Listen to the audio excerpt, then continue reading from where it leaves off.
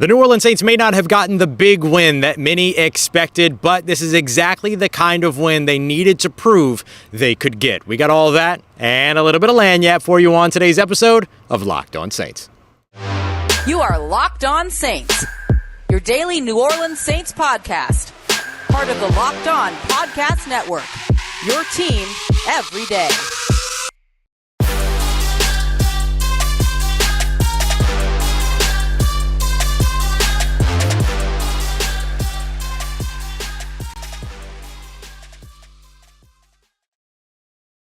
What is good, Who Dat Nation and Who Dat family? Welcome into this live postcast episode of Locked On Saints, your daily podcast covering your favorite team, the New Orleans Saints, part of Locked On Podcast Network, your team every day. Thank you, as always, for making Locked On Saints your first listen of the day, every day. Big shout out to all you everydayers out there. And I thank you very much, as always, for being here with us for our live post-game shows as well. Don't forget, you can always subscribe and follow for free on YouTube or wherever you get your podcasts so you never miss the latest episodes. And if you want to keep the conversation going, take part in our exclusive film studies, Q&As, early access, and much more, you can become a Locked On Saints insider today by heading over to joinsubtext.com/LockedOnSaints today to join a community I would love for you to be a part of. As always, I am your host, Ross Jackson, at Ross Jackson Nola on your favorite social media, your New Orleans Saints expert, credential member of the media, Saints News Network, Tuesdays on the Locked On NFL podcast, and here with you every single Monday through Friday, and then some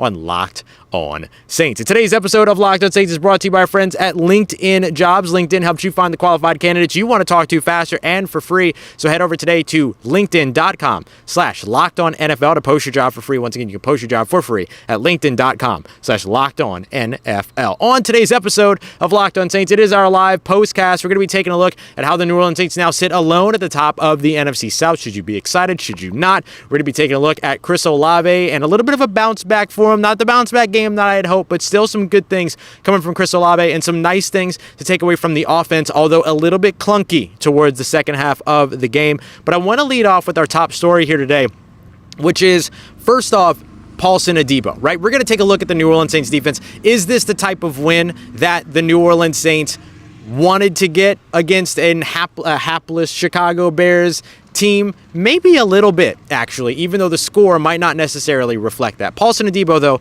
2 interceptions in this game, forced fumble, 7 tackles, recovered the fumble that he forced as well. This was an example of a player taking control of a game from an unlikely position. Oftentimes when we talk about players taking control of a game, we're talking about wide receivers, sometimes running backs, a lot of times quarterbacks. Very rarely, edge rushers, very rarely do we ever really get to look at a game and look at the final score, 24-17, which should have been a much larger margin of victory for this New Orleans Saints team, but that doesn't matter. The fact that the Saints got the win that they needed and were able to put it away the way that they put it away tells you something. And Paulson Adebo is the beginning of that conversation. 2 interceptions, 3 passes defense, and then had the fumble where he punched it out, recovered it as well. Paulson Adebo played a defensive back's dream of a football game in this one. Because not only did he put up his own individual numbers, Paulson Adebo himself and his performance directly relates to the New Orleans Saints' ability to win this game. 5 total turnovers forced in this game. 0 turnovers over on the offensive side of the football. Okay? When you have a 5 turnover differential game, you should probably be winning that game by more than just 7 points.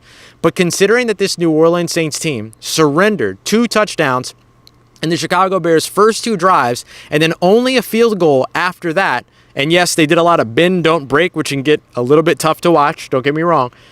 But considering that, this New Orleans Saints team did what it needed to do to get its win. And this was the type of win that you needed to see the New Orleans Saints get. So moving on from Paulson Adebo's fantastic game, which I cannot stress enough, and we're going to be breaking that down. We're going to be doing that film study over with the Locked On Saints Insiders on Subtext. We talked about it here on the show, all that. But when it comes down to this game, should the New Orleans Saints have won by a larger margin of victory? Yeah, sure, absolutely. When you have a 5 turnover game, when your quarterback doesn't get sacked, when you don't turn the ball over, you expect to win a football game by more than 7 points. Absolutely no doubt. Did they? No.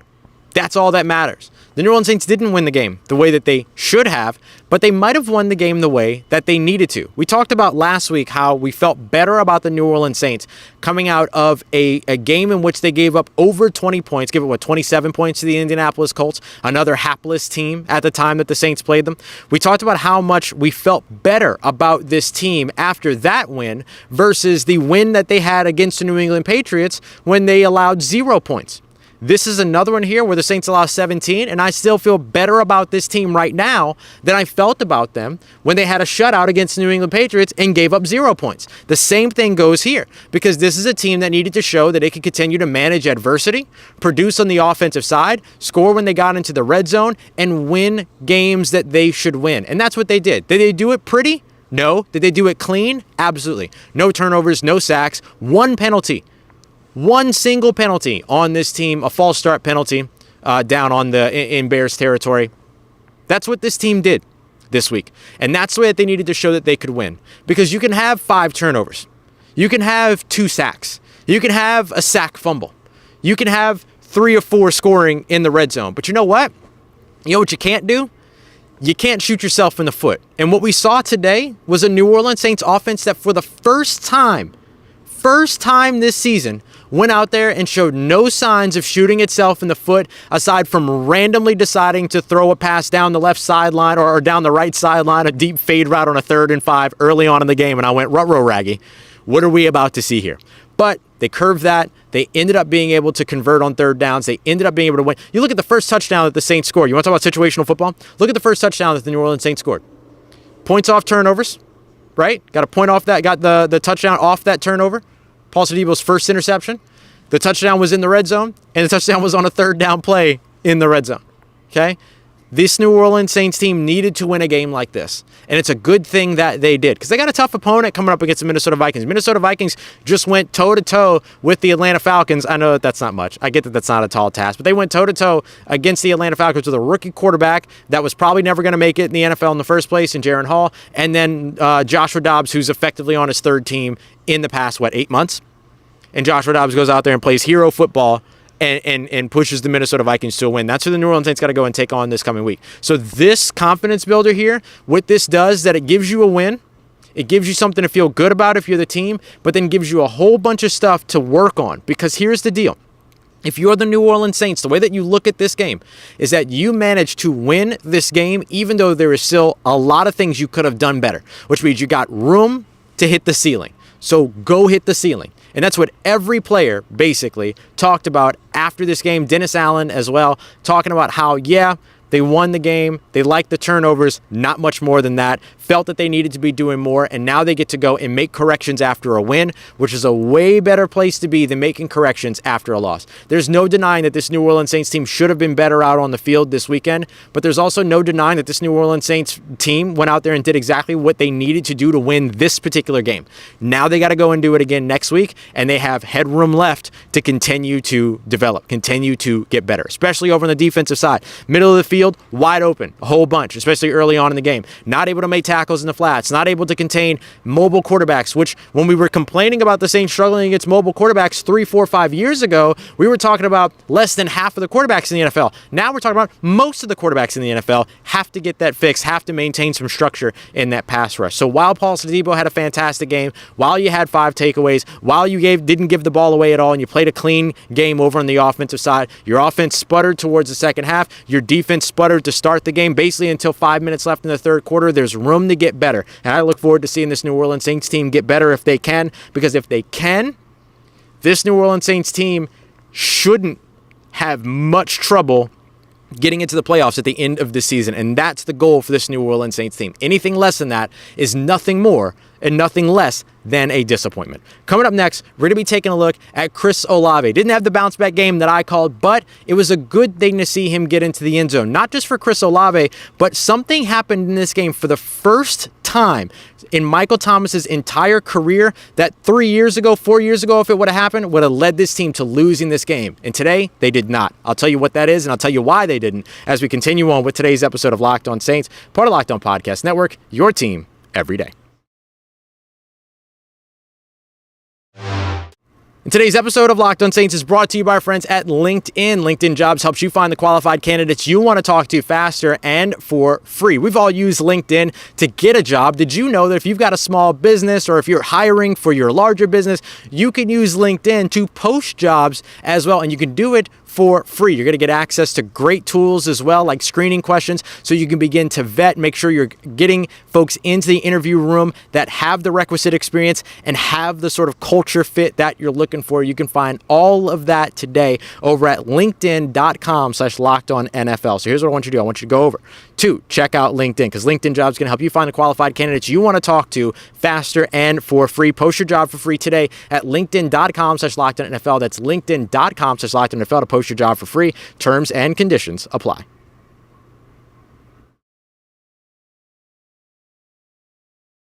All right, family, continuing on with today's episode of Locked On Saints. The New Orleans Saints needed a touchdown and a game from Chris Olave, and they got it, and it couldn't have come at a better time, because something happened in this game that has not happened in Michael Thomas's entire career that just a few years ago would have cost them to lose this game. They didn't. Let's break it down. I appreciate all you everydayers out there making Locked On Saints your first listen of the day every day. Thank you very much for being here as part of Locked On Podcast Network. All right, so as we look at this game for the New Orleans Saints, Chris Olave had his touchdown. I said he was going to go over the century mark. I said that he was going to score 2 touchdowns. He didn't. All right. I'll take my lumps for that. That's fine. I'm okay with being wrong on that one. However, when it comes to this game, Chris Olave did get into the end zone. And not only did he get into the end zone, but he led the New Orleans Saints in catches with 6, led the team as well in receiving yards with 46. 46, yes. And he caught those 6 passes on 8 targets. So that's much better than the share, or that's a much better reception percentage than we've seen from him over the course of the season. So it did feel like this was a little bit of a momentum builder for Chris Olave. Scored the first touchdown in this game.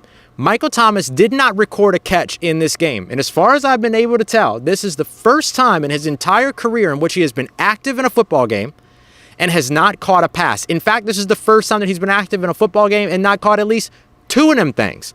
Now, imagine me saying that in 2019, 2018, right? When the Saints really just had Michael Thomas. I guess in 2018, you had a really good Ted Ginn Jr. too. You had Alvin Kamara. But 2019, it was all Michael Thomas all the time. If he goes into a game and comes out of it with 0 recorded catches, the New Orleans Saints very likely lose that game. Today, he went into this game, had 0 catches, and the New Orleans Saints won this game. Now, a lot of that had to do with the defense, but the Saints had a good defense in 2019 as well. A lot of that also had to do, though, with Derek Carr and the weapons on that offense. Derek Carr did a great job of moving the ball around, distributing the ball, getting it to several different players from several different positions. We saw the tight ends get a little bit more involved in this one. Derek Carr and Juwan Johnson linking up for a couple of nice catches, including a big-time red zone first down. You saw Taysom Hill on that fantastic play call with Colin Saunders running out into the flats. Yes, that play was designed for Taysom Hill to throw to Colin Saunders. Colin Saunders ended up actually drawing 2 defenders away from the football. Taysom Hill moves to his next progression. Foster Moreau, that wasn't there, moves to his next progression. Juwan Johnson, wide open in the back of the end zone. If you got 2 people on the Bears defense covering a defensive tackle, somebody's open somewhere. Ain't no doubt about that, and the New Orleans Saints and Taysom Hill found that. So what I want to highlight here is that even though Michael Thomas did not record a catch in this game, he did draw a holding penalty. So didn't catch a pass, but still got the team a first down when they needed it. Had 1 target on the right sideline on that weird 3 and out just before the 2-minute warning. Nothing there. But it didn't stop the New Orleans Saints from being able to find the end zone. Didn't stop the New Orleans Saints from being able to run the time off the clock that they needed to, particularly late in the fourth quarter. Didn't stop the New Orleans Saints from being able to produce as well as they needed to. Not as well as they should have, but as well as they needed to in order to be able to win this game. Michael Thomas catches 1 or 2 more slants. Michael Thomas catches a touchdown, whatever. We're talking about a very different game. Cole Kmet doesn't take advantage of a 6'6" on 5'9" guy in the end zone, and then maybe you force a field goal there. We're talking about a 13-27 game instead, or 13-24 game instead. You're probably feeling a little bit better about it. In the NFL, the game of football, all about moments. Michael Thomas unable to come out here and be the recipient of a moment, but still help to create moments. Michael Thomas ended up drawing double coverage on that same pass to Juwan Johnson that I mentioned that opened them up and allowed them to be able to pick up, I think it was like 12 yards in the red zone, be able to advance, pick up a first down in the red zone, eventually punch that in for a touchdown. On the Chris Olave touchdown, he got the one-on-one down on the bottom. Why? At the goal line? Because Michael Thomas drew double coverage over the top. This is the effect, the impact of Michael Thomas. But beyond that, Derek Carr did a fantastic job for I'll say a third week in a row, a second week in a row in particular. The offense did a fantastic job, despite the fact that they had, no Michael Thomas, no catches for Michael Thomas and all that. This was an offense that showed you that they can end up attacking from several different places. And allow me, please, not to forget the one, the only, Taysom Hill, who threw a touchdown in this game, who caught a touchdown in this game, who also was the team's leading rusher. He was fantastic in this one. And so the Saints didn't have necessarily the output that many people expected. I did not expect the Saints. First of all, I did not expect the Saints to win this game by more than 8 points. I also did not expect the Saints to score 30 points in this game. The Saints haven't scored 30 points in back-to-back games since Christmas 3-4 years ago at this point. The Alvin Kamara 6 touchdown game, whatever, and then where they scored 52, and then you had the 33-point outing against the Carolina Panthers the week after that. So that's okay. When you look at what the Saints needed to do in this game, they needed to play clean, and that's exactly what they did over on the offensive side. A couple other things that aided them. 7 of 14 on third down. Second week in a row, they went for 50% on third down, so they stayed on the field. 3 of 4 in the red zone, 75% for the second week in a row in the red zone. Couple of things that I would have liked to have seen differently. I would have liked to have seen Dennis Allen not accept the holding penalty and instead force that 4th and 2. I know that the defense was porous at that point. I know that they were worried about Chicago going out there being aggressive and trying to go for it on that 4th and 2, but you'll take the opportunity to get that stop. And it's easy for me to say that now because I watched it happen and I watched what the result was, which ended up being a second Cole Kmet touchdown in the back of the end zone. But I think you give your defense the opportunity to make that stop instead of putting them back into a situation where they have clearly been uncomfortable with more space on the field. Get them with less space on the field so that you can fill a little bit more. Middle of the field was wide open, flats were wide open. That kind of stuff doesn't happen when you're closer to the end zone. A little bit easier to cover every blade of grass in that case. Give them that opportunity to go out there on 4th and 2 and be able to make that stop, or watch the Chicago Bears instead decide to go for a field goal. You're okay with that. I would take that on 100%. The other thing that I might have done a little bit differently, and I'm a little bit on the fence about this one, so I want to know what you think here. Derek Carr on the QB sneak on 4th and 1. The Saints were 2 of 2 in quarterback sneak situations with Derek Carr going into this game. I don't think it was necessarily a bad call, but just knowing how well Taysom Hill was running in this game, knowing that you've got Jamal Williams, all these other pieces, I think it would have been a better call to maybe go with one of them in that 4th and 1 situation and extend that drive rather than turn the ball over on downs and give the Chicago Bears an opportunity, an offense that has diced you up all game, to go out there and get an opportunity to tie the game. However, Saints defense held up. I tweeted out that this has been an awful performance by the New Orleans Saints defense. I tweeted that with 5 minutes left in the third quarter, and the Saints over and over and over again made me wrong on the defensive side because they just figured it out. And I don't think they figured it out. I think they just started executing the way that they needed to. Dennis Allen asked about halftime adjustments. Dennis Allen told you the thing that I have been telling Locked On Saints everydayers since I started this podcast, or since I started hosting this podcast in 2018. Halftime adjustments are a myth. They're a myth. There's no such thing. It does not happen. Teams go in, they regroup, and they talk about not adjusting their defense, not adjusting their offense. They talk about where the lack of execution was in the first half and how the execution of the system needs to be better. You don't change anything at halftime. You just tell guys to play better. And that's exactly what happened for the New Orleans Saints. Not necessarily at the beginning of the second half.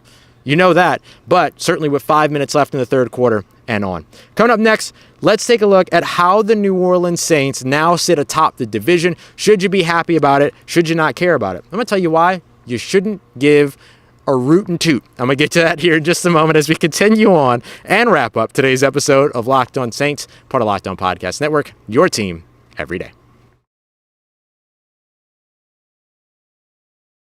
In today's episode of Locked On Saints, brought to you by our friends at FanDuel. Hope you didn't take the New Orleans Saints minus 8.5 against the Chicago Bears. Instead, they eke out a one-score win of just 7 points. Just 1 point shy of what I thought they would do, but certainly a lot point shy than what a lot of folks expected them to do against the Chicago Bears team that, let's be honest, hasn't been very good. But hey, the New Orleans Saints got the win that they needed, so if you took the money line, you win. And right now, that money line is the only thing that you need, because if you've never used FanDuel before, now is absolutely the time to go and do it, because right now new customers are going to get $150 in bonus bets with any winning $5 money line bet. So if you started this week and you took the New Orleans Saints, you put $5 down on the money line, not only did you win because you got the money line, but you also won because you get an extra $150 in bonus bets. It's $150 in bonus bets when that team wins that you can use on the spread, props, over-unders, whatever it is that you're looking for, they got you covered. So go and check them out today. Visit FanDuel.com/lockedon as that NFL season continues to roll along. FanDuel, official partner of the NFL. Let's get it, Who Dat Nation. Wrapping up today's episode of Locked On Saints with a look at the New Orleans Saints sitting at the top of the NFC South. A couple of late close games between the Atlanta Falcons and the Minnesota Vikings, as well as the Houston Texans and the Tampa Bay Buccaneers, end up in Atlanta Falcons and Tampa Bay Buccaneers losses, and now the New Orleans Saints at 5-4 sit alone at the top of the NFC South in what feels like the first time in a long time. Appreciate you being here, making Locked On Saints your first listen of the day, every day here on our live postcast. Appreciate everybody that's here live, everybody that's catching the show later. We got 300 up in the chat. I appreciate you very much for being here. Said I'm looking sharp. Fit check. Check out the shoes as well. I don't know if you got those. All right, so when we take a look, I literally just did a little fairy kick for everybody so you can see those. So look, here's the deal. The New Orleans Saints sit atop the NFC South right now, and honestly, you shouldn't give a root and toot. Shouldn't give a root and toot about it. The reason why is because it's just now. I didn't get my foot up. I just saw the replay. I didn't get my foot up enough. I'll post a picture. But the reason why is because, look, this New Orleans Saints team right now has struggled throughout the early portion of the season. This is only the 9th game of the year. They got a tough game in Minneapolis on the road. Now, the team has been better on the road than they've been at home and for quite some time now. Then they got a bye week, and then they've got all the divisional games towards the end of the season. So it's not going to get easier for them at all moving forward. They got the Detroit Lions on the way, all that. But the reason why I would say you should give a root and toot is not because you shouldn't care about the New Orleans Saints winning. That's not it. The thing about it is that winning the division in week 9 is not a thing, right? You still have to play the rest of the season. So it's nice, it's good, it's great, it's what you want to see, but it's not the end-all, be-all, and it's not something to hang a hat on just yet. Let's see if the New Orleans Saints can maintain it. But I will say this. Who dat to you, bro? I will say this.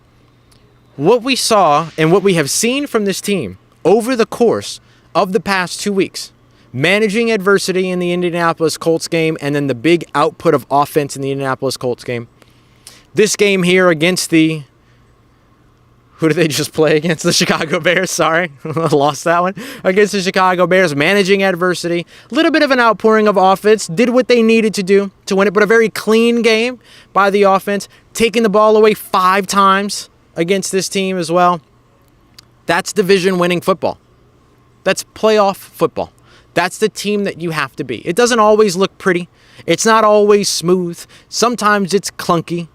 My good friend Tony Wiggins, who hosts the Locked On Jaguars podcast, after the Jags won here in New Orleans, in what was effectively a sloppy game for Jacksonville as well. They got off to a hot start, and then they started to fall behind, but then they gave up enough ground for the Saints to get a tie, and it had to close the game out. It was clunky. It was gross. It wasn't pretty. But you know what Tony said on his show? A win's a win. And that's exactly what this is for me too. Because not only did the New Orleans Saints get a win, where I could say a win's a win, but the Saints didn't even let them tie it up, didn't let them get to that point, didn't have to go out there and do what they needed to do outside of rushing the ball, keeping the ball on the ground, picking up the first downs, all of that. Taysom is the way. I can't agree more. This dude is remarkable. Taysom Hill now, more than 10 receiving touchdowns. He's got 10 receiving touchdowns, 10 passing touchdowns, and 10 rushing touchdowns for the first time in the NFL since a long, long time ago. Frank Gifford, who you know as the New York Giants halfback that did a little bit of everything. Thank you, Doug Mouton, for the history lesson there. Monday Night Football, all that. Taysom Hill, that guy, Taysom Hill, and that guy. They're alone. in that. And it's just outstanding. I want to mention Dennis Allen praised, along with Derek Carr, they praised Chris Olave. And one of the things that Derek Carr said was this sentence: the city of New Orleans should be happy that Chris is one of their starting wide receivers. And then went on to talk about how he's the ultimate pro. He's an ultimate, he loves the game of football, all these other things. I hope that for anybody that maybe had some question marks around Chris Olave, that they got a little answered today. Didn't seem like there was any miscommunication. Didn't give up on any routes. Showed a lot of effort. Went out there, made plays, caught the touchdown, all that. Want to see the consistency, of course, and everything. But I really am a fan of the Saints' performance tonight. And I know that there's a lot of people who are saying, well, you got 5 turnovers, so you have to win by more than 7 points. Says who? Since when? You got 5 turnovers, so you know what you need to do? You need to win the dang game. And you know what the New Orleans Saints did? They won the dang game. And that's what they needed to do. Forget all of this hedging. Forget all of this I'm going to cut them off at the knees wherever I get the chance. No. You want the New Orleans Saints to go out there and win? You know what they did here today? They won. Now they got to go and do it again. And again, they needed this win here against the Chicago Bears, and they need the win next week against the Minnesota Vikings. And if they can't get the win against the Minnesota Vikings, who might be starting Jaron Hall, who might be starting Joshua Dobbs, whatever, there's a lot of reason to be concerned about this New Orleans Saints team. You still want them to put it together, right? 3-game win streak at the end of last season. No, bump that. You want a 3-game week, three-game win streak now. Go and get it. That's what's up next for the New Orleans Saints.